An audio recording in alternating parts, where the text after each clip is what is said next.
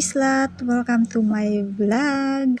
And for today's video, meron tayong simpleng tutorial at napakadali lang guys at mabilis ang tutorial lang ito.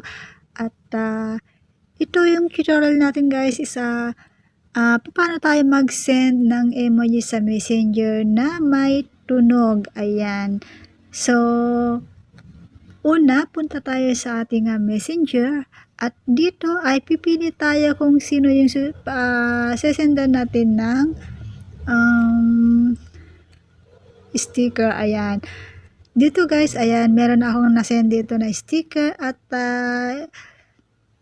mag-send ulit tayo. Ayan, para ipakita natin kung paano tayo nagsisend ng sticker na may tunog. Ayan. So, dito guys sa chat, ayan, click natin yung chat dito. And then, i-click natin yung speaker dito sa gilid.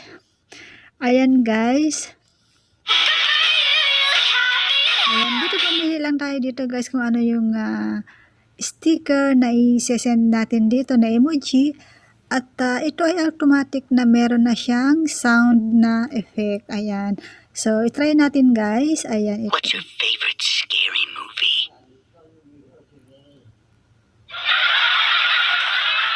Ayan. Lahat ng may emoji dito guys is meron siyang sound effect. Ayan. Mamili lang tayo kung alin ang gusto nating isend dito na emoji na may tunog. Ayan. So, kayo nang bahalang mamili guys. So, i-try lang natin. The name's Bond. James Bond. What's your favorite scary movie? Ayan guys, pagkatapos nating mamili dito ng mga emoji na with sounds is i-click natin yung send. Ayan, so automatic na may sound effect na yung ating emoji na sinend. Ayan. So, ganun lang kasimple guys yung ating tutorial for today. At sana ay meron na naman tayong naibahagi na kahit papano ay simpleng tutorial. Ayan. So, maraming salamat and God bless sa ating lahat.